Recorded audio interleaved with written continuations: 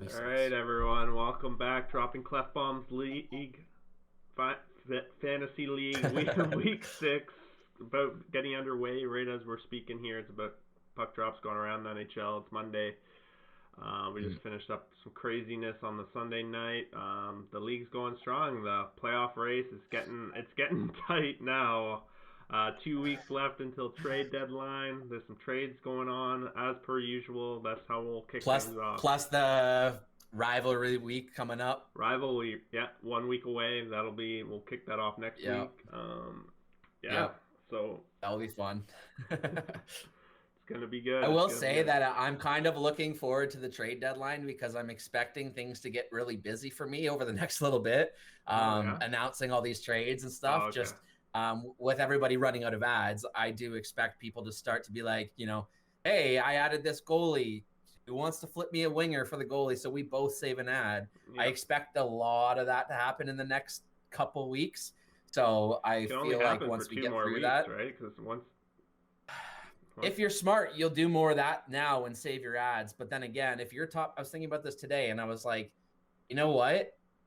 If it comes down to using a couple extra ads, if you can get yourself into top two, it's worth it that's because what then you I. can save the whole week worth of Yeah, ads. well, that was my dream. My dream that probably came to a crashing halt last night. So, Yeah, how do you feel about what happened last night? oh my god. I feel sick. I feel sick. And realistically, it all came down to a trade that I made during the week that totally just backfired. Let's just get into that first. These trades. Yeah, let's go there. All right, I think. Where's the first one here? Is the Hughes one first? Like, This is you with your Hughes thing, so why don't you take it off? okay. So yeah. So this is. We kind of talked about this a week ago, or maybe 2 weeks ago when I traded Hughes to Nick. It was just part of I paid a little extra to because I was out of IR spots and I wanted to keep Hughes for the long term.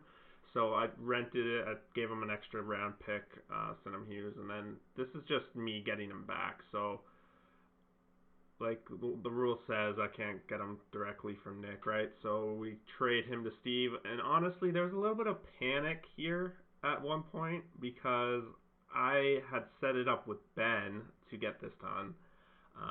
Everything's going good. And Ben's like, okay, this is who I want to do. So I send a message to Nick. This is who Ben's gonna do, and then I log on to Fantasy and I see trade proposal Hughes going to Steve, and I'm like, what the hell's going on? And honestly, it was because the night before I had been talking to Steve because I prefer to do it with Steve, mainly because if I did it with Ben, I would have had to give up an extra round. Whereas with Steve, I Okay. only had to give up waiver bucks because he was broke, and I thought, oh, I could Okay. use waiver bucks instead of giving up a round with him. So, but he never answered. Yeah. He never answered me. So I set it up with Ben. Okay. Everything worked out. I ended up getting my guy Hughes, and Steve got his waiver bucks, and This is what I suggested to you to always trade the player through someone first, and then it's just a matter of pulling them back. Because when things get complex and complicated, especially when you get towards Saturday and Sunday and people start needing their ads, you this you was can get Monday. yourself into a situation. Yeah. No. Yeah, I'm just saying. If you said that you got scared about it, I just you could got have scared. I avoided was that like, what by happened trading here? around Did first. I don't a little part of me thought I got bamboozled here and I wasn't getting Hughes, but I figured these guys are stand-up guys and they're not actually gonna do that. But you never know. There's when there's stuff on the line, right? So that basically was that trade. That was the beginning of the week. And then the next one is you and Nick, Anthony Mantha for Jeff Carter, which I'm pissed at you for because Carter lit me up a little bit throughout the week for a couple points at least. Yeah, I mean, my part on that was funny because this trade happened, and then I got a message from Steve saying, "There you go. Now you can get Mantha through Nick." And literally within like 2 minutes, Nick messages me being like, "I heard you had interest in Mantha." I'm like, "Yeah, but like not for anything. Like especially with your picks because Nick's Yeah, picks are so pushed up." I'm like, he's not in a category where I'm giving up anything. Like I'll trade a player, and he hadn't responded back to me, and I was like, wonder if he'd just do Mantha for Carter. And then he replied a few minutes back, or probably about 40 minutes later, and was just like, Sure. I was like, okay. But I actually now regret it a little bit Carter because had a good week. it's for me, it's more because I have too many wingers now on my team because I'm carrying only one defenseman. For example, this upcoming Saturday, I'm missing one game because I don't have a center or a center wing. So with his center wing capability, I knocked one game off of my team last week. Yeah. I could be losing Saturday. So Saturday was that was the first time. It was really the second time all season where we had a day where it's like almost every team played. I had the same situation. Yeah. So, yeah. So I know that trade it worked out for Nick definitely last week. I don't think he even has him anymore. Didn't work out for me. Yeah. Okay. Because then shortly thereafter, you flipped Niederreiter for Calvin Peterson, and this is the trade you referred to. Oh, this is the trade I refer to, and so this, I started panicking at this point against Nick. There's a trend here. It was Wednesday. I added Niederreiter on Sunday the week before to play the whole week. He was a 4-gamer. And I'm like, okay, I won't need to use ads as much against Nick, so like I'm gonna keep this guy. But then Nick, on Monday his goalies got lit up like crazy, as we know. Dredger and Mike Smith, I think they gave up 8 or 9 combined, and Smith didn't even finish the game. But then by this point, I think he had 2 more goalie starts, and they both had like 1-goal games, so he's back in the hunt, and he's ripping away on saves, and I'm like thinking to myself, I need to get like at least keep it close so that come the weekend I can kind of pivot and see what I got to do.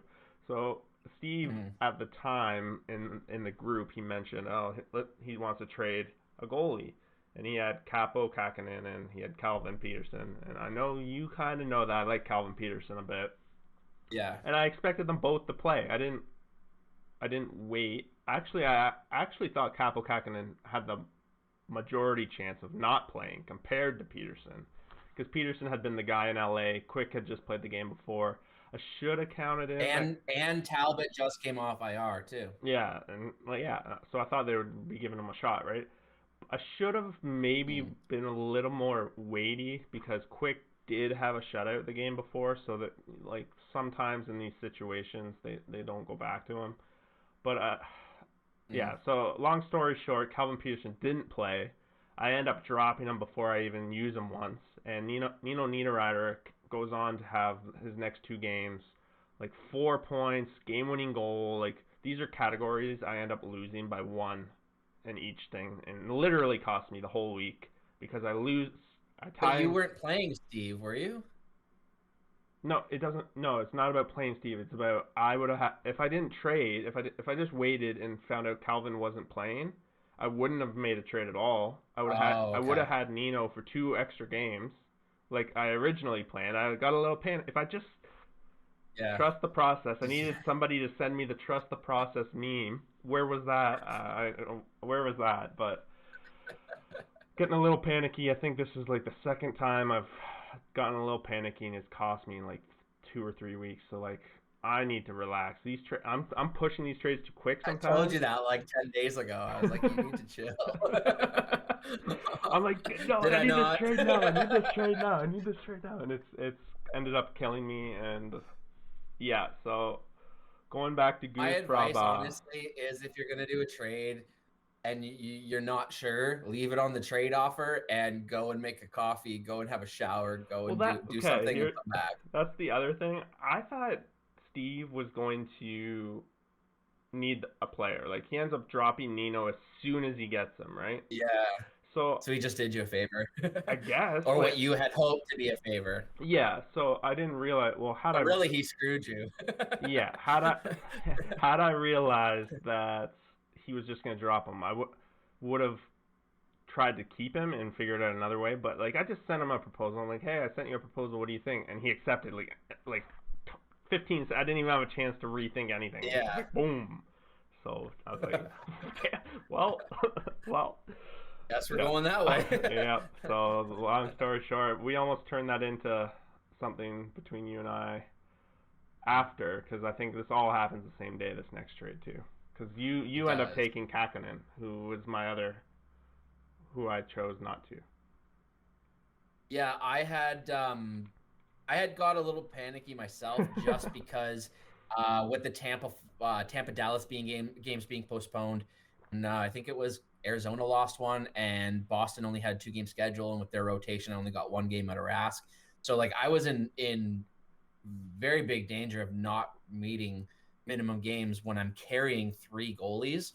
Which if you can't do that, you're just shooting yourself in the foot at that point because you're missing out on potential offense too much. Yep. So I was getting a bit scared, and with me running out of ads, I was like, "There's got to be a way that I can at least just get the ad that has a decent opponent where I can save the ad, get them, and go." Mm-hmm. And what I didn't realize at the time, or I guess what I did realize, but in retrospect, I've learned a lesson. I was hoping, okay, well maybe Halak gets lit up. So I'll put Rask in because if he does, then that still counts as an appearance. Yeah. And I don't have to worry about it.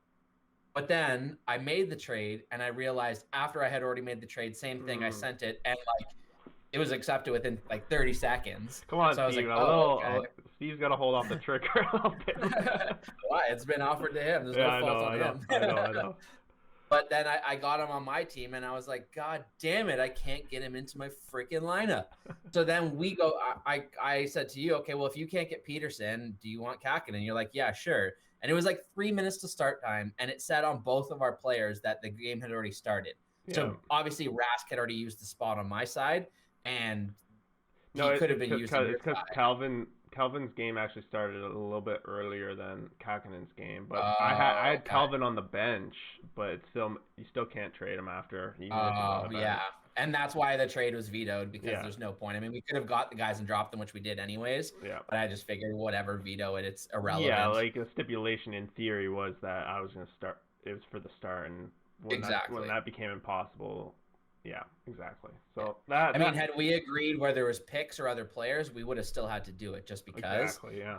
But I mean, at that point, it was just like, screw it. What's the point? Either process it and do our moves, or just deny it and do our moves. It's the same shit. So yeah, it saved me having to post a trade in the fucking WhatsApp group. So that's really why I was just like, whatever, who cares? But yeah, that kind of sucked for me because at that current moment, like I said, I thought I wasn't going to meet minimum, and after all this happened, I went back to look at what my remaining schedule was, and I realized they had rescheduled a game for Tampa on Saturday. So I was like, all of this is for no reason, and I missed out on 2 games from Mantha. So I was like, great. Like, same thing as you said. Like, you almost managed yourself out of the win.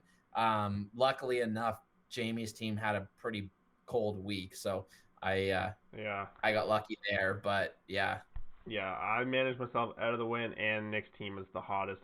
I didn't even think his team could do that. Jesus. I think this is a lesson for everybody that it doesn't matter where you finish. It doesn't matter what your team looks like on paper. Like, everyone in theory should be competitive. Maybe a little bit more so or less so, but everyone should be competitive. Yep. And even Joey. Joey hasn't had any ads yet. But he's showing us that theoretically you could draft a team and keep all your ads to the end and then just run through them. Like, if he keeps his ads for 1 or 2 more weeks and then legit uses 7 every, I'm not sure if it's going to happen or not, but if he uses 7 ads, he could be the favorite to win. I've heard through the grapevine that he's trying to get the season done without a single ad. I don't know. Like, we're going to see if he can pull it off.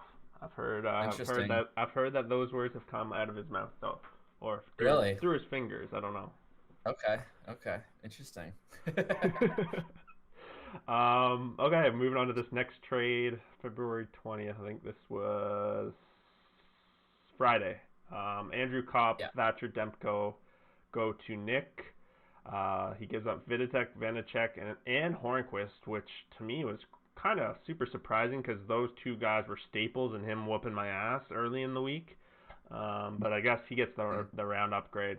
Round 6 for round 9. 3 rounds, yeah. Yep. I mean, realistically, they're 2 free agents. They're two guys that were available to everyone before.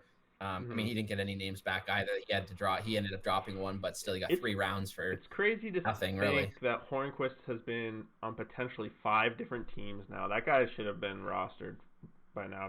He should have found a home, and I feel like he's probably found his full-time home now at Beer Buds, unless he's involved in another probably. trade. Yeah. So Yeah, I asked him about him, and I knew that I wouldn't match up on the same page with him. So I know he wants to see what I he would, can get out of him. yeah, So I would can't have, blame him. I would have loved to keep Hornquist. I just didn't see it with already having Barkov. Yeah, and I already had Gudis, and like this year I'm generally a believer that you shouldn't stack teams. One thing, if you have a goalie and a skater, or maybe a defense and a forward, Mm-hmm. um, if you end up like you can have success if you stack the right teams, Yeah, but then you have to depend on that. But with the postponed games, it really scares me about stacking yeah. teams. So I would, I'd I would, rather have the biggest spread. I would say that a big part of Beerbud's success last year was his stack. He had Bergeron and Yeah. Pasternak, and they were like combined. Yeah. They were huge. Like if you're gonna Well, get, that's like Joey's success. He's got Patrick Kane and Mitch Marner. they're on different teams. That's not So stacked. two. Oh, well, true. Sorry, I was thinking just that I he's got got two stacked guys that Yeah, are yeah, at the top. But yeah. yeah. Sorry, true. But yeah, I just don't like to stack. I don't like stacking teams. But yeah, Yeah. if you do stack the right way, it can help you win. But this year with postpones, or the other thing you have to consider is a schedule. If that team happens to like, people should be looking forward to see like, what's your goalie schedule look like? What's your skater schedule look like for the first week of the playoffs? You've got 5 guys on your team that play 2 games that week. I already know You're who the probably best. fucked. I already know who the best goalie is for the first round of the playoffs. So Yeah, who's that? I can't say because I might try to get him. It's top secret. Yeah, I'm happy with my goalies, so we can chat offline. Yeah. Okay. All right. That leads us up to this Sunday. This is the only trade that went down on Sunday. I traded Jake Allen and a 14th rounder for Hudobin and a 12th rounder. This I was working on this like almost all morning because it was such a tight week that I wasn't sure if I might have had to play Allen, but thankfully Dell got lit up in the early games and I was in a situation of turning him into some assets. I picked him up the night before knowing he would start, knowing he would be the most valuable goalie on Sunday for I knew there would be 3 or 4 teams that might need a goalie. One of those teams was my opponent who went crazy and got 2 goalies. and then dropped one. And yeah. No, he played both of them. Oh, well, yeah, Demko wasn't playing, but yeah. So my trade here kind of backfired a little bit because part of why I wanted Hudobin was because he plays today. So it's kind of like trading my start yesterday for a start today, but because of the way my matchup ended up going right down to the friggin' wire, I had to end up dropping him to make a late ad to try to win some certain categories. But which the benefit with our pool is that if you really want him that much, you can just bid to try and get him back. That's the benefit, is that most other pools, you can't get your own player after you've dropped them. You have to let them actually clear waivers. With ours, if you actually bid and outbid, you can get your own player back, which could create some interesting scenarios come playoff time for people trying to do some Hail Marys. And then that's where the money's going to come into play. Because if you have to drop somebody of value and somebody else has more money. Yeah, that's a good point. I don't know. Like my thoughts are it's very hard to keep 3 goalies the whole season. He was going to be my 3rd goalie. So like eventually he would have ended up as a drop for me. I wanted at least 1 game out of him before, but I ended up having to waste an ad again today. Why did they take so long to move Shesterkin to NA? I don't know, but now he's on NA and I had to waste. So essentially I had to waste 2.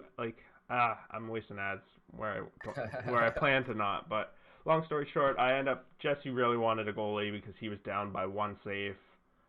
So I kind of got some value out of that. So 2 rounds there. I think you helped him win, didn't he? Didn't he win last week? He did win, yeah, and it did I don't help know if him. that was a part of it or not. He was knocking early for that, and you got to go looking for those wins. That could be a strategy for some teams moving forward too. On Saturday night, if you don't have a guy playing Sunday, drop a goalie or 2, or especially on Sundays that might be light, like this past Sunday. Yep. If there's only 4 games, maybe you add 2 starters and be like, hey, give me a round, and then all of a sudden you just pull the rounds up. Who needs some goalies?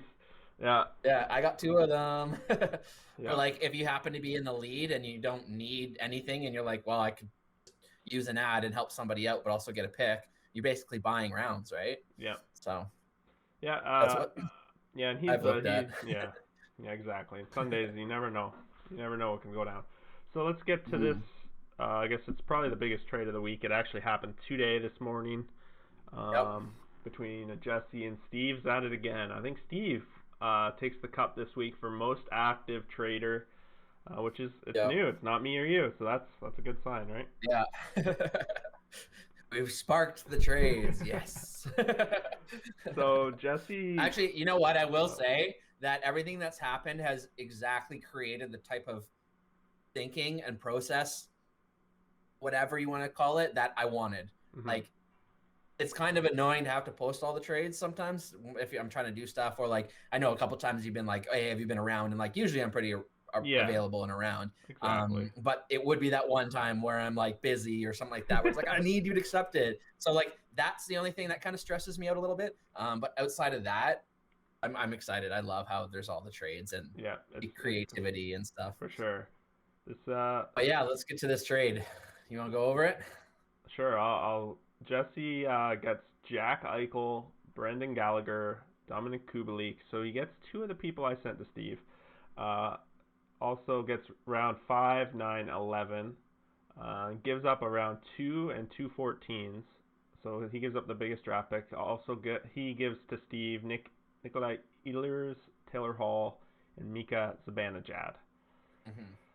So obviously the biggest name probably is Eichel in this one, Yeah. but Yeah. Ehlers also has been having a huge season. I know I can see the way you when I said that you were just like, but he's definitely a top 10 player right now as in fantasy wise in our league. So he's putting up the shots. He's a young guy too, but I think Steve gets I just 3 play now players, whereas Jesse potentially has 2 with Gallagher. I'm not. He's probably waiver wire. Kubalik also was on the waivers ish. a Yeah. couple times this season, so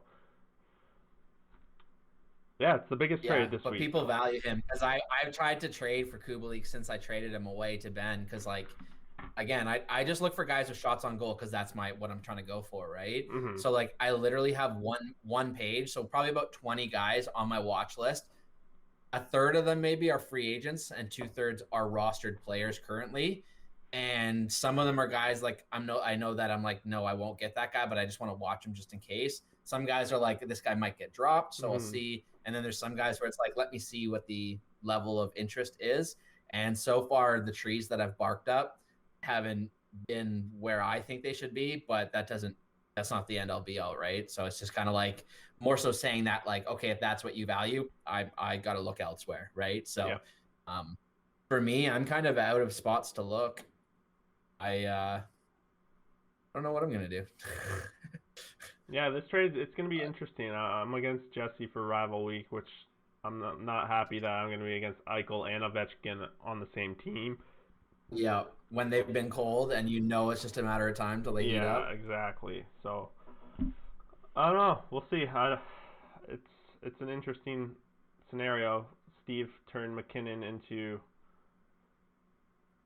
Landeskog That's into my thing. he turned McKinnon That's my thing. Is Landeskog that into Ehlers, yeah, Hall, Zibanejad, Aho, Besser. Like he got 5 solid yeah, rosterable but you players. can only keep 4. Mhm. I mean, if he's trying to win it, absolutely, this is a great trade for him because the guys that he gave up. Wait, who's giving up who again? Sorry, Rocket Trees is getting. Oh, okay, yeah. So I mean, Zibanejad. I don't know if he's gonna. I don't think that what he was last year is his true Yeah, I agree, but I also don't position. think what he's done this year is true because I've watched a lot of No, Rangers and he's getting his chances. He just can't get it. He hasn't been scoring. Like and I will say with Panarin being out, yeah, this is the time where he could heat up, right? And his shots on goals are going to go up and stuff. So like he's banking on that. I don't know. The thing that confuses me about the trade, to be honest, is the Taylor Hall part.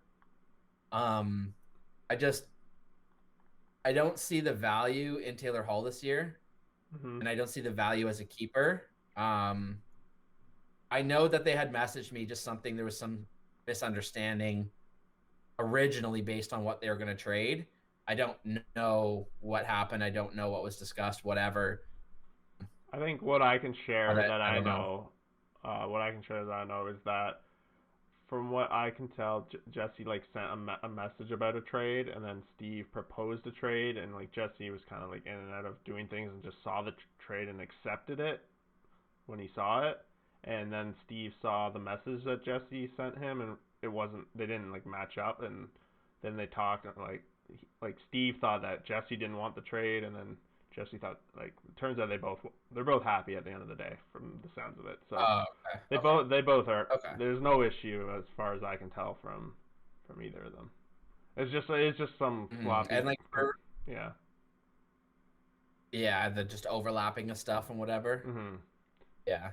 And for me, like I'm just a believer that I want to get the most elite pieces I can.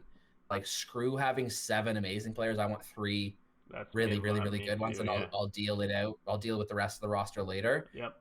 or I'll slowly obtain, or however I'll find other avenues to improve. So like when you start with McKinnon and now you have not McKinnon, especially in a keepers league for 4 years, like I would have 3 years, isn't it? well 3 years, sorry. And like here's the thing too is like there's 2 different theories. Do you have the theory that you keep guys and you dedicate to certain guys, or do you keep with what basically no one, and you just have all these picks you can trade for? And each year you pick your 4 or 5 guys and you spend all your assets. You get those guys on your team and you go for it. The next year, since you have no keepers, you trade all your picks, you go for it. So if that's the idea, that's a unique strategy because no one else in the pool is doing it, right? Yep. So if that's the case, he can just sit there being like, yes, this guy, that guy, this guy, this guy, and which is what he's done, right? He's turned one elite guy into 3 or 4 really good second guys. So Yep. And in honestly, theory, 2 of the guys I've given him, like if you count Aho and Besser, they're both solid keepers. Mhm. So he's kind of filling that. Now he'll probably, what's Ehlers round, right? Like he's a 10 because he was a waiver, wasn't he? Yeah. Yeah, I believe so. So Yep. he'll probably Yep. keep him. So like it's not like it, and he has match pressure already. Again, another late round keeper. So he has like 3 very Yep. solid late round keepers. Late rounders, yeah. So That's true. he's potentially be in a position to build the same kind of team next year fairly easily. Yep. And like we've been talking a little bit lately about like the projected maybe, draft next year. Yep. And I've kind of started my mock already. And it's pretty bad because realistically, if you assume everybody's going to keep 4 players, the top 40-ish players will be all kept. So the players that are going to be available are guys that went in the late in the third, fourth, fifth, sixth round last year. Well, I can guarantee there is one first rounder going back. Well, yeah. Johnny Gaudreau. Oh, Gaudreau, yeah. Johnny Gaudreau. See, yeah, he'll be. And for me, the way I looked at it is exactly that. Like, yes, there's in that third tier or that second tier, there's a bunch of guys, but in that top tier, and even as I've re-ranked the draft, half of the top 15 guys are not in the first or second round. Yeah. They're in rounds 3, 4, 5, whatever, right? So it's like there's going to be guys taken in the third round next year that are really like 5th round talent. Yep. So it's gonna be interesting next year's draft. Just the way it is next year's draft will be our weakest we'll ever have because there's no one going back in that doesn't have to go back in. Mm-hmm. Then starting the year after, people will be forced to let some good players back in for the first time. So then the drafts will start to get stronger and stronger again. It will be interesting to see the true keepers when they become their rental year, where the value changes, being like, for example, me, let's say if I happen to be nowhere near the playoffs, well, I might as well trade Leon, right? Yeah, exactly. So like, it would be interesting to see the difference of what somebody might pay as a rental for Leon versus, the year before. And would I take that, or like different things like that, right? There's going to be different strategies that come into play. Yeah, very true. And I said about, who was it that has, I don't remember who I was talking to, but I basically said it would be interesting if you used a stud to win like the championship. So like, for example, you have McDavid and you're Sean's team this year where you just can't get anything going. It's just unlucky as hell. Then all of a sudden your guys come on at the end and you're the best team in the bottom four and you run through the playoffs because you're the only team that, Yep. It just wasn't working yet. And now all of a sudden it is. You can win, which means you have top pick. You now no longer protect that guy. Yeah, and then you get him You extra year. redraft him. Get him for 4 years. And then you restart his clock, right? Yep.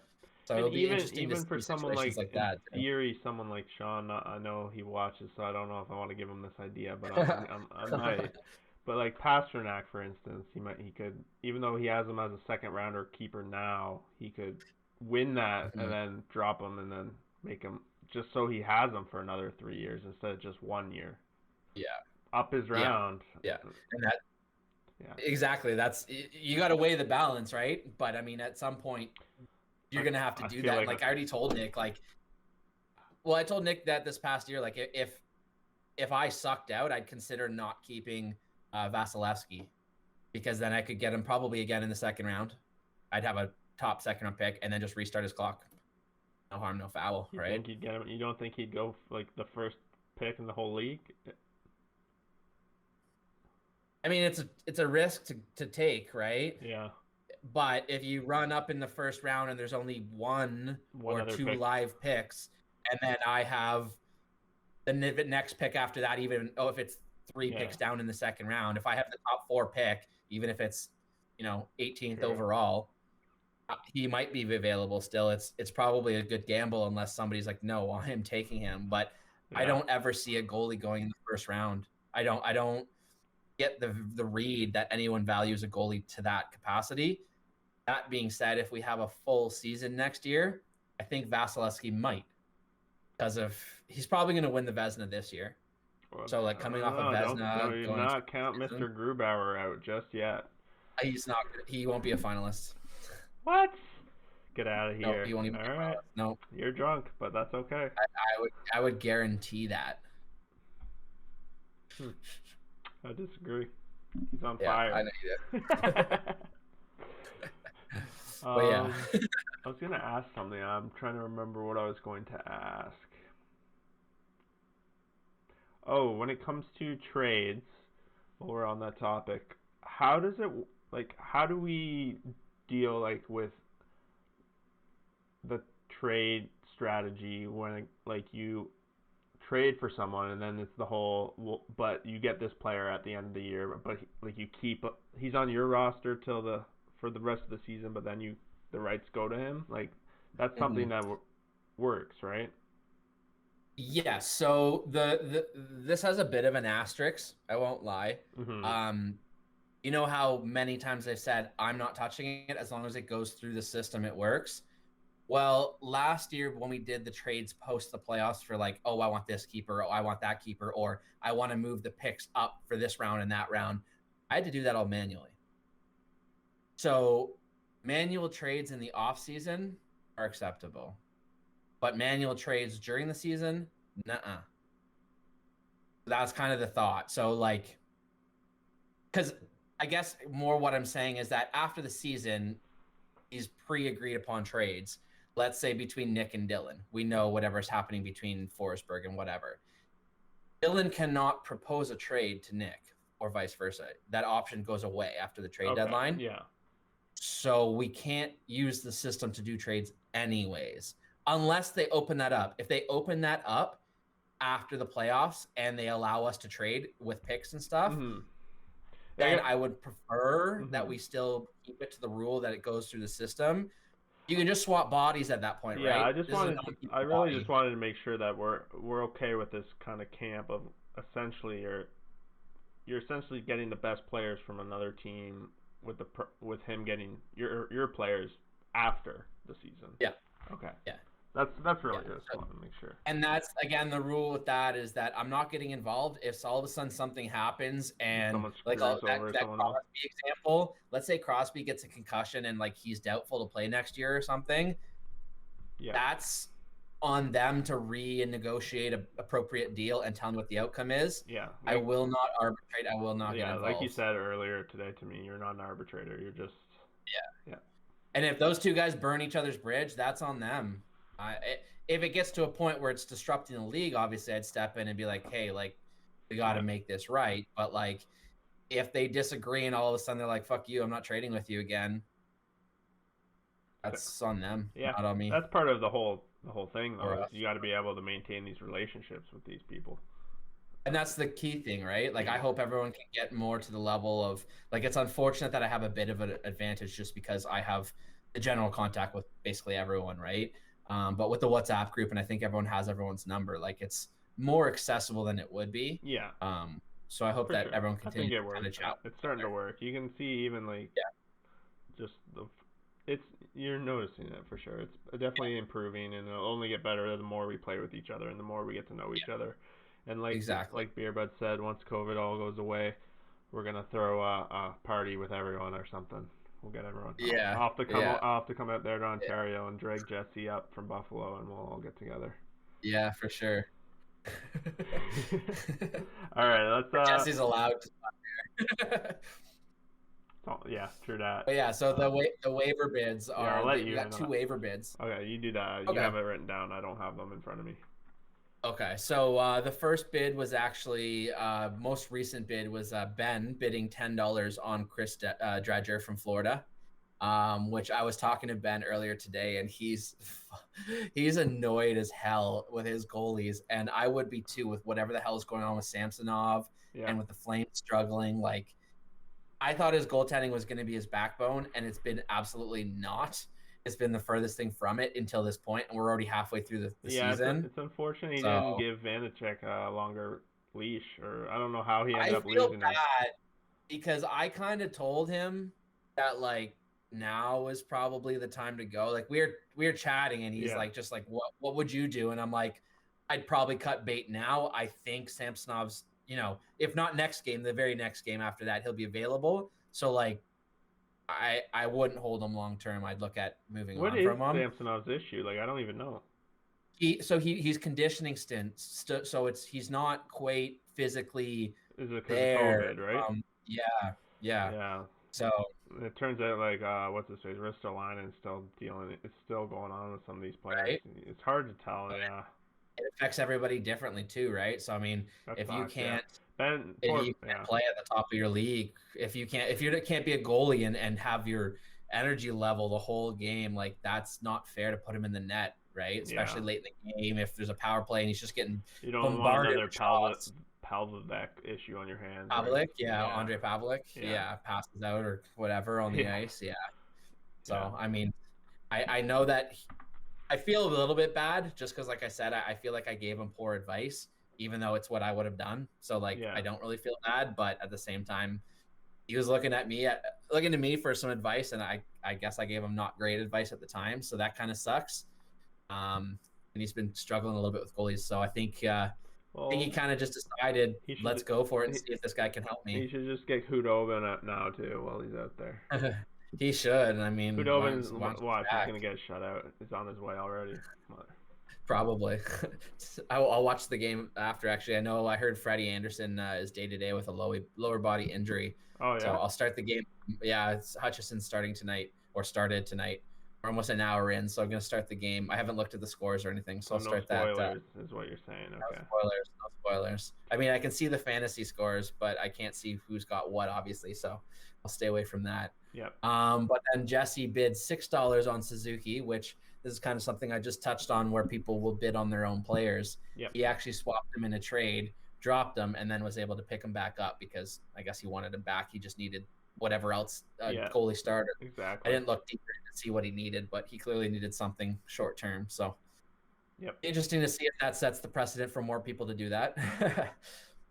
But then the other bid was actually myself. I bid on Victor Arvidsson. Again, another case of just make sure you get him, just in case somebody happened to take a flyer. I figured nobody was going to actually bid real money on him. Yeah. Just get my guy. Which again, I feel a little bit bad. Not feel bad, but I gave Ben was asking my opinion on him, and like on every other team in the league, Arvidsson does not deserve to be rostered. He's not scoring enough. Nashville's not scoring enough. Yep. On my team, who I literally only look at shots on goal and hits, and I ignore everything else, his shots on goal is one of the best in the league. So for me, he fits my team really well for those shots on goal, but realistically, he's not a rosterable player. So Agreed. he's kind of like, I thought he wasn't rosterable. I'm like, yeah, no, he isn't, but he is for me. Is. But he didn't drop him obviously for me, but it was just interesting because we were talking and I told him like 4 or 5 times, like, I don't know why you still have him. He's not doing anything for you. And then I was like, I didn't even realize I was looking through free agency and I was like, wait, hold on, he's on waivers? Yeah, thank you. So $1 for me. You're going to hell. Just joking. But his shots on goal is solid, so yeah. But yeah, so let's get to the predictions that we had last week because I beat you again. Yeah, not surprised. I can't seem to figure out this shit. So, all right, I'm just gonna put up the final scores for how it ended.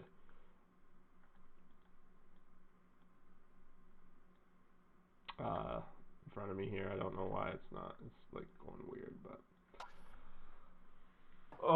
So yeah, prediction wise. What, you want to take it away? Like, because you beat me, so you know where I went wrong. Yep. Everywhere. Did I get any right? No, yeah. I think I picked Joey. Yeah, no, you did. You picked, the ones that you had correct was Dylan beating, Ben. Who was it? Ben? Yep. And then you had Jesse beating Steve. You had those 2 correct. You had the other ones incorrect. And you bet on yourself, so we know you got that one. I did. Yeah, I bet on myself there, and you were kind of like, oh, I like it being a bit ballsy, and I was a little bit. But yeah, I predicted that I was going to win, and I beat the undefeated team, the best team in the league, so I'm a little proud of that. The biggest margin of victory, too. Yeah, and I mean, my team's kind of shit, so it's kind of nice to see that, you know, I'm getting kind of lucky this year. I seem to be catching people on their cold weeks. Yeah, I'm the complete opposite. I catch everyone when they're the hottest they've ever been. So. Yeah, I caught you on a cold week until the last 2 days. You had a hot 2 days, which cost me the win against you. But I'll take it. I needed that. Who knows? Yeah, I'd be in full panic mode right now if I didn't. I'd be in 3rd, and you'd be in. Man, I needed that win yesterday I'd be in the President's Trophy race. I think that cost me the race, to be honest. It might have. It depends on what happens, because like I was thinking about this too, because Dylan plays Sean in the rivalry week. Yeah. And part of me was thinking, well, that's going to be a tough couple weeks. Excuse me, and it might be. But Sean's team, depending what happens with Panarin there, they might just not have enough firepower, and Dylan might kind of run through him a little bit. So that could be something that helps him. And Joey plays. Yeah.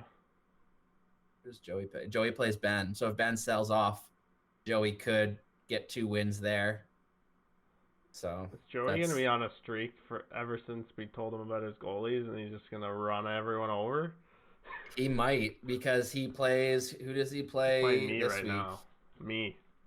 He plays you, so I hope he takes you down. and then he's got Ben, Jamie, and then me. I play him last week, so I could try to topple him off his win streak. It would be very interesting to see if he's going for first place, and he can debate: do I lose my 0 ad trophy and try and win take the money, or at that point, do you have 1 ad? I won, but I wish I could be 3-2 right now with no ads. I wish I would run the rest of the league. Yeah, like at this point, if he waits 1 more week, he could run almost 7 ads a week and just crush everybody. We'll see if he does that. We'll see if that move pays off, Cotton. We'll see. All right. Do you want to? Let's start in the bottom here for this week, right? Or is there anything you want to touch on for last week still? Not really. I mean, I'm happy I got the win. I was surprised Jesse came through late on Steve. Steve was leading most of the week, and then he kind of came through last minute. I thought Dylan's and Ben's series was going to be a little bit closer, but again, Ben's goalies have just been killing him, so that kind of sucked for him. Yeah. I thought Sean was going to take Joey down. I really did. I think I did have that prediction, but he's proven us wrong. And My finish is you did call it. You called your matchup was going to be the best matchup of the week, and you're right. I swear the way that Sunday went from the moment I woke up until I went to bed, it was the most exciting, intense fantasy hockey I've ever seen. Good. Like literally every game mattered. It ended with the last game of the night in overtime with his player scoring the game-winning goal to put me to sleep. Like coming off the IR too. Coming off the IR. Yeah. Like that was pretty incredible, but and they were up 3-2, and I'm like, and they pull the goalie, and Vancouver pulls the goalie. I'm like, just don't score, just let the game. I'll take the tie. I'll be happy. Good. And then they go to overtime, and then I'm not watching, and then I see on my phone app that they won 4-3, and I'm just slowly scrolling to see who scored, and I'm just like, fuck, it was over. So see, you got the ride. You got the Sunday ride I had last week against you because I woke up being like, I got you, even though I'm not sure. And then last minute, you stole it right out of my hands. Yeah, I don't know if I can live through another Sunday. Like that's back-to-back Sundays now where I've been like, sweating from the So I'm hoping for just put me to sleep early or like give me a nice lead, one or the other. I can't do it again. I'm not gonna lie, I'm kind of proud of how this is shaking out. Like, there's been a couple lopsided victories, but most of the matchups are, 6-5, 7-4. Like most of them are in it until Sunday, like regardless of who's playing who. And that's what you wanted, right? Yeah. Props for sure. All right, I'm gonna start pulling up these matchups. We'll start with Ben versus Jamie. Captain Clutch Rundles. I think we're both gonna have the same pick here, but Ben, he came out today in the group saying he's selling off Huberdeau. Sounds like he has a bidder already. Sounds like there's 2 hours left on the clock. It's not you. It's not me. No. Do you have any guesses as to who it is? I do have a guess. This podcast won't come out till I won't post it till tomorrow, so it would be done by then. So I kind of know what the breakdown of the trade is. Okay. I guess you. Yeah. I was, like Ben asks me for my opinion on some stuff, and I kind of when he showed me the proposal, I was like, "Fuck, that's good. That's a strong offer." Yeah. And he's like, "Should I accept it now?" I'm like, "Don't be so excited to just fucking shoot all your bullets." Just like negotiation. Everyone, they never accept the first offer. Isn't that rule number one? Right. and like I kind of told him, I was like, I would probably tell that person like, "Hey, you're in the lead, but like set a deadline for offers," because like some guys are busy and whatever, so it's kind of unfair to be like, "Hey, I want to trade him," and then trade him within like an hour. Yeah. So like, give it a few hours, let people read it, think on it, maybe send you a proposal. At the time, I didn't look into who even had those picks because I didn't really want to know who it was. Yeah. But then Nick was prodding a little bit, and then he asked me, and I talked to Nick, and he's like, "Well, it's only this guy or that guy." I'm like, "Great." So now I know who it is. So I kind of know who it is. Yeah, well, it's not me because I like Huberdeau, but I don't. Again, it's the same Barkov situation. I just don't want to rely too much on Florida going into the playoffs. At this point, I don't 15 rounds. Yeah. It's 15 rounds over 3 picks. It's pretty good. I have my idea to it. It's going to be one of the top guns fighting for playoffs, but who knows? Yes, take a guess. I'll try not to give a tell.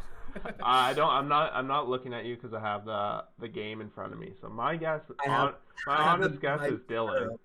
My honest guess was Dylan. So I put my sweater over my face so you can't see. Because I knew Dylan was kind of interested in like moving Barzell and all that, and he has picks, but at the same time he doesn't really have like top picks. He probably has a second rounder he can give up for sure. So that's my top guess. Maybe Jamie, but I feel like he already pulled his things. So But at the same time, getting back to this matchup, Yeah. I'm giving it to Jamie, and part of it is to do like Ben's just like sounds like he's thrown in the towel a little bit, and rightfully so. Yeah, he's so disappointed after a full year of kind of already doing that, and he is like, my fucking team couldn't get off the ground, and now I got to do this shit again. I just told him like, yeah, it's unfortunate, but like you can still make a run out of it. Like, yeah, you could sell off and then get lucky and go on a run, and like you're 0-4, but the sixth place team is only 4 points ahead of you. That's 2 wins, and you probably play 2 or 3 of those teams. So like, you take care of business, all of a sudden you might sneak into the playoffs. Yep. Which I think this year the goal is playoffs for everyone. I don't think you really want to be outside the playoffs this year. There's no point. No, agreed. Yeah, agreed. I don't know, it could be like if he can upset Jamie, it could be his launch pad. And that could be a stepping stone for him to actually make some noise. But if he loses to Jamie here, it could be the nail in the coffin. Speaking of especially depending on what could happen. Yeah. Other teams. All right. Speaking of launch pads, let's move on to Rocket Trees versus Beer Buds. Rocket Trees. Transition. Yeah, I've been working on those. Rocket Trees with his new acquisition, Eichel. Beer Buds, who's 0-4-1. What do you got? Well, I'm not gonna lie. Before I do these predictions, a lot of what I do is I actually go into the matchups and I break down one of 2 things, both 2 things, but one thing first, the second thing second. First thing I do is I look at, okay, what goalies are facing each other, and then what's said schedule of the goalies. So that for me is always a big indicator of who's going to be the favorite or the underdog of each week based on how I project those goalies to go. Okay. I don't even. I did that for each matchup because there's some teams that are a little low. There's some teams like Jesse who are going to need to add a couple of goalies. I think it was Jesse that needs to add a couple of goalies. So like you can't really project that or how those picks are going to go, which obviously adds to the cloudiness of trying to make a prediction. But when I break down the goalies, then I go look at the players and I kind of look at the games played. And this year I'm looking at the postponed games. How many games are being postponed? Because you got to be careful because if you go to the matchup and it tells you how many games played, that's including everything on the schedule. Yeah. So that's including your goalies and your skaters and postponed games. So it's not accurate barometer of what you have. So I look at that. So for example, we'll get to my matchup later, but I saw that I had a huge skater advantage. So like that helped the prediction, but certain things will pop out to me. I don't remember off the top of my head why I necessarily picked Jesse, other than the fact that with Panarin issue going on, I mean, Pasternak might be hot enough to carry him through a week, to be honest. But without having Panarin as his 1-2 punch, I just don't think he has enough firepower to take down Jesse, who is obviously somebody who pays attention day to day. Yeah. Well, this Jesse's against the wall when it comes to ads. That is true. He won't be able to do the amount of ads he was doing last week or the week before. I think last week was really a desperation week for him. If he lost it, he was going to be sitting 1-4, right? And he does have his boy and Eichel now, so I feel like he's... Yeah, he's got a lot of... If the season ended today, he would be happy. Potentially, yeah. So, I don't know. I did pick Jesse, but now that I'm looking, and it's kind of biased now because now I just saw Allmark gave up a goal already, but what does that... That shouldn't matter. I do like Beer Bud's team. I think this could be one of the closer matchups of the week. Yeah. And like goalie-wise, Beer Bud's just going to have to add. Pardon? Yeah, I was just gonna say Nylander hasn't been helping Sean either. Yeah, he hasn't been doing like anything. Pasternak is such a he's a huge player, so it'll be interesting. Yeah, but I'm gonna still stick it with Jesse. Just I think on paper his team's better. Mm-hmm. I think he's got better goalies too, just because like we've already talked about Bobrovsky a million times. Like he just can't seem to get the consistency in order. Like he could have a good game here and there, but like the consistency is nowhere to be found right now with him. Agreed. And then he's got Carter Hart, which the exact same thing. Philly's so hurt. They don't have a team in front of him, so that's also a pretty big issue. Yeah. All right, let's move it on to Beefy versus Dynasty. I'm expecting Nick to put up 37 points again this week to make it competitive. No, not really, but I don't know. Like, I want to see, like, I'll be like, if Nick comes out with like a 15-point week or something ridiculous, I'm gonna like eat my own foot or something after last week. But you got to give this one to Beefy. Yeah, I was gonna say Beefy's got to take this one, and for me again, it's the goaltenders. So this was done before I knew Freddie was day-to-day, and I don't know if that's just a mask to make him not play, because I feel like, if Freddie's not going to play, there's no point having him on the bench. So, like, if he's not going to play, just give him the whole freaking night off. Yeah. So, I mean, if that's the case, maybe it affects it a little bit, but with him having Binnington, Price, and Freddie, I think the schedule is pretty good for that too. Yeah. In terms of opponents, like, I don't see Nick being able to, unless he's going to use ads again, which I definitely hope he does, because that means that he has less ads to use against me in rivalry week, which is my big concern, because I feel like he's looking at that like his playoffs. Well, if you make consolation bracket, you don't need as much ads for playoffs too, and then I think exactly. Yeah. So but I think now Nick's starting to think, you know what, maybe I can make the playoffs. You definitely could. Why not miss it? Or like, why purposely miss it when, screw it, go for a run, right? Doesn't really, with everybody having keeper rounds, it doesn't really affect much. Like, yeah, you might be a couple picks here and there, but with people that want to swap picks in the offseason anyways, I think after 5 years, it's all going to be a wash, even though you'll go plus minus a couple here, plus minus a couple there. In the end, it's all the same shit. I really think this pool design, like, you could win this every year. You'd have to be lucky. You'd have to be super lucky to win every year. But like, it's like you keep it close enough. Like we talked about, anyone can win any given week, anything. And Nick proved that last week. Like, but there's 1, 2, 3, 4, 5, 6 teams within 2 points. We'll get to the standings right at the end here. Let's finish these next two. We'll go to yours. You versus Steve. Yeah. I want your take first. Well, my take would be to, I don't know, like, I'm looking. I think I picked Steve. Oh, no, wait. I forgot who I picked here. I gotta go to the podcast breakdown here, because I can't remember, and I'm gonna go with what you picked me. I picked you. So, yeah, I picked you. Yeah. Probably goalie's edge goes to you. I don't know. Steve's got to figure out a way. If he can take some goalie categories, he's probably can put you to sleep. But yeah, that's a tough ask with his goalies. But Gibson has a decent matchup. Especially when I'm on a heavy goalie week. Yeah. Well, all he has to do is if he has 4 good starts and then sits them, it's potential. Well.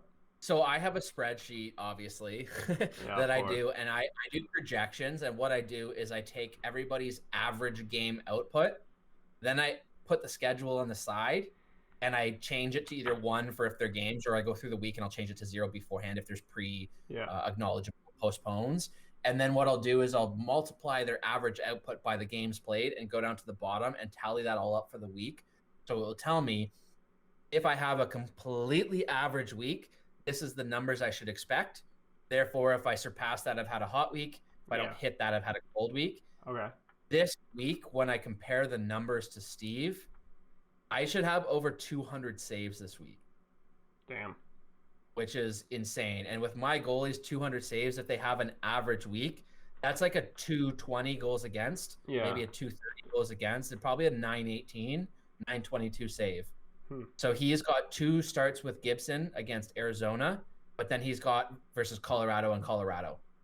So I don't love that for Anaheim. So I'm expecting at least one of those games he's going to give up 4 or 5. And the other game he's probably going to give up 2 or 3. And then the 2 games against Arizona, if he gives up 2 or 3 each time, that's a 280. His biggest hope is if he gets lucky, he gets 950 or 960 save percentage after 4 He's going to need a shutout. Yeah. He's going to need a shutout. Yeah. And I'm going to have Kemper. So I have Kemper versus Gibson. So one of us is taking the win on those 2 matchups, right? Assuming they both get both starts, which it sounds like it's going to be the case with Antti Ranta hurt again. They haven't played Aiden Hill in like weeks, and they do have a back-to-back this week.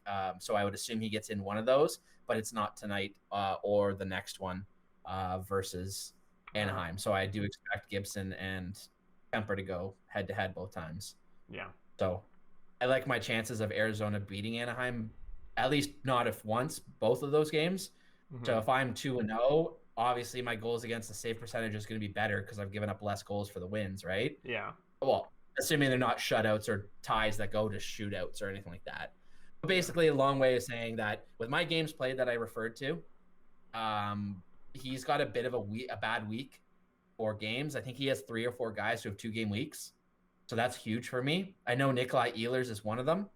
So the brand new guy he just picked up, that's 12th ranked or whatever you said, is only getting 2 games against me. So for me, that's a bonus, right?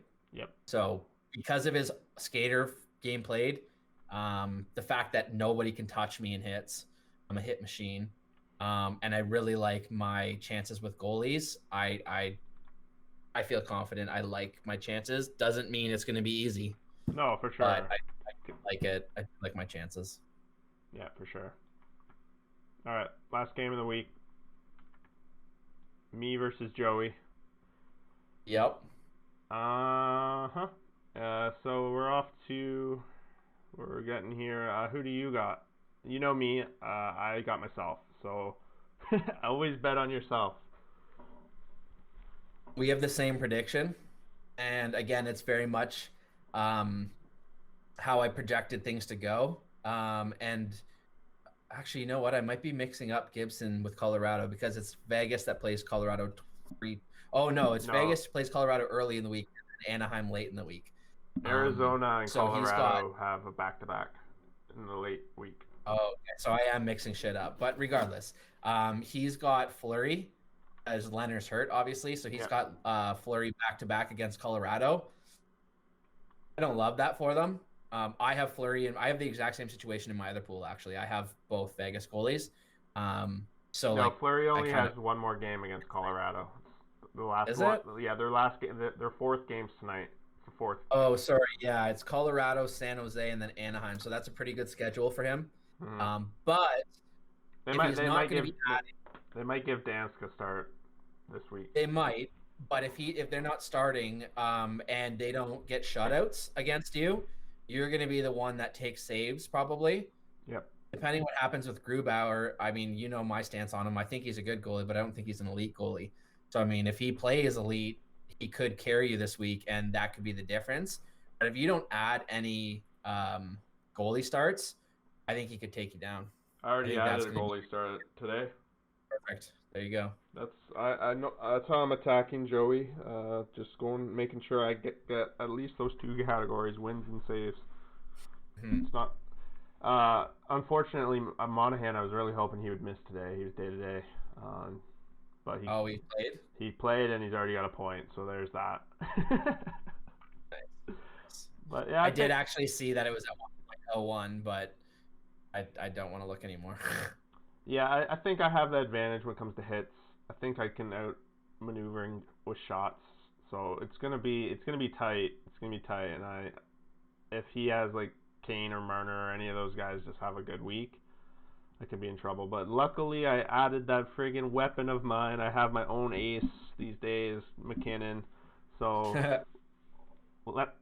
I'm just hoping he shows what he's capable of for me this week. I think he'll start heating up for you. Yeah. What's your matchup of the week?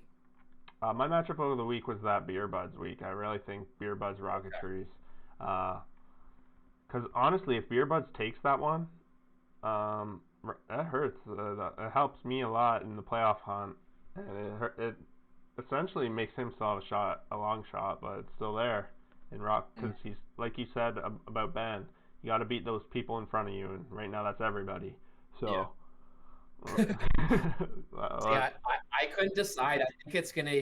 I'm nervous to say this, but I feel like it could be my matchup with Steve, or potentially yours with Joey. I think that those are going to be one of those two is going to be the matchup of the week. I don't know which one yet. Those are probably, in the overall scheme of the league, the most important matchups because all 4 of us are like 4 through 7, or 3 through 7, like playoff implications, seeding, all at play here. Yeah. You take Nick out of the middle there, and it's us 4 in a row. So Yeah. definitely. But then Nick's playing Dylan, and if Nick somehow finds a way to beat Dylan, there's going to be like 2 points between first and eighth, which is insane. Frustrating sometimes, but insane. Like, insane. it's exactly what I was hoping for. Like, I want everyone to sweat out every week and be like thinking from. I want people having nightmares about fantasy. Hey, don't Just like even bring that up. I've had 2 dreams about fantasy in the past week and a half, and I'm ready to. And after last night, I don't want any more. So please. Man, we already even got into the like heavy part of the schedule. You're gonna have all coming up You here. can tell how seriously I take this on my own mind, right?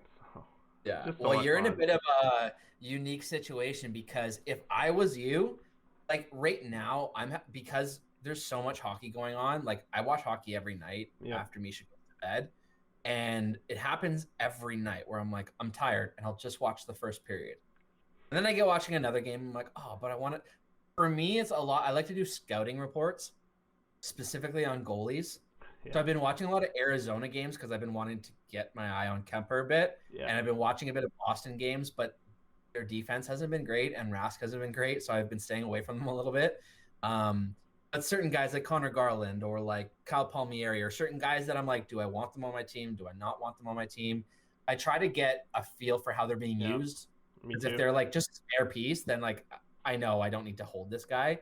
Where if this guy is getting almost rammed down your throat and you would not know otherwise unless you're watching the game, those are the things that I want. That's how I felt about Zibanejad. I watched some Rangers games. He's had 4 or 5 breakaways in the games I've been watching, the past 3 games. He just hasn't finished. So he's kind of like Pettersson then. Yeah, he's gonna finish eventually, right? Yeah, eventually it's got to. It's funny that you say you do your scouting thing because I'll be watching hockey with Kristen at night and I'll be like, oh, that's my goalie, and she's like, how many goalies do you have? Because like every night it's like because you know the rotation of goalies, how they've been going this season, especially for us. And tonight we'll be watching Minnesota. I'll be like, hey, that's my goalie. She'll be like, what? Whole other goalie on the no. Yeah. But I'm going to be happy to see Colorado leave town on Vegas because it's been a weird situation watching my team go up against my number 1 goalie. Not a fun situation to watch. So you know what side I take. That's why I made a rule for myself. Like I won't ever hold a goalie of my team because I can't do it. I don't want to do it. Well, I don't. I have the goalie of the opposite team. True. But still, at the end of the day, I always that's cheer. why I always stay away from the guys in the Leafs division, or generally speaking, like unless they drop to me. Like I like goalies outside the division, unless their teams like Boston that just destroy the Leafs anyways. And I'm like, yes, at least I get joy out of my fantasy player watching my team get fucking annihilated. At the end of the day, my favorite team is Scrub Dynasty, so I'll be rooting for Scrub Dynasty every game. So. At this point, I mean, obviously I care about first, but I don't legitimately see that I have a chance unless a lot of things go right. But I do think that the door for myself is open for second place. And at this point, that's obviously what I'm going for, because if I can somehow maneuver that with the ads that I have and the team that I have, being able to save for the final 2 weeks, I could be a dangerous team, especially not having to face Dylan until potentially the final. If you are number 2 and Dylan is number 1, like I only say Dylan because I feel like Dylan's the only guy at this current moment that's built best to combat my current setup, just because we both have 3 goalies. Mm-hmm. If you have 1 goalie and you don't have ads, clearly that's better than your situation. But if you're going for an offense, you're going to kill it on the shots on goal and the hopefully the offense that comes with it, right? Yep. You're not going to beat me on hits, though. My goal, I think I'm undefeated in hits. You want to know something crazy? Is I think I'm second in the league in goals, and I've yet to win game-winning goals. How does that make sense? That's hilarious. Yeah, I'm 5-0-0 when it comes to hits. It's brutal. You want to know that's funny? Is that in the league, for total goals scored, I am only like 3 goals away from being second last, but I'm only 1 game-winning goal away from being first in the league. No, I am first in the league in goals scored total, and I'm 0-4-1 in game-winning goals. Yeah, you are first. That's fucking. Yeah, you have 4 more goals, but I have 5 more game-winning goals. It's gonna change. It's gonna change. And just so you're aware of how far behind you are in hits, you have a total of 224. So what is that? That's Half of you, 224. dude. Yeah, I should be divided by pulling up. 5 weeks. You average 45 hits a week. I average almost 80. You almost have too many hits. I kind of almost do, but and that's the thing for me. I'm gonna have a bit of an issue when Mott comes back because I don't really have a spot for him. But I got a plan. Somehow, like you, it's surprising. I am leading the league when in goalies for wins, saves, and save percentage. It's a little surprising. For total records? For just totals? Totals, not in the win-loss. Yeah. Win-loss, I don't do well, apparently. Even though I'm... See, for me, I've lost a few games of postponed for me too. Vasilevsky. Like, I've probably lost 4. I've lost that with Grubauer, too. Yeah, that's true. So we'll probably be top 2 in the league come the end of it. Goalies has always been my strength, and that's why I don't really draft them, is because I know I usually can pick them pretty good, like off the waiver wire. Yeah. But we'll see. It is susceptible for the occasional bad pick that can fuck your whole week up. Oh, yeah. But, like, I'd rather go the other way and have my goalies set and in stone and then go for the ads, because I feel like, you can pick anybody up for a back-to-back that happens to be playing with Patrick Kane, or back-to-back that happens to be on the Leafs first line or the Bruins first line or something like that, right? I like to do that, especially when certain guys like you are doing it. I'd rather be on the opposite side of the fence because I hate doing the same thing as everyone, because then you want the same players, you have to bid for the same players, you're fighting for the same players, and it's like, I'd like to be built slightly different so that maybe you undervalue a guy and I can kind of scoop him up quietly. That's kind of more my style. Well, it's been working for you so far. So, all right, man. That's probably awesome. one of our longer ones, but it's been a fun one. It's an exciting week. It has. We're getting to the crunch time even more. So, good luck to everyone. Peace. Yeah, peace.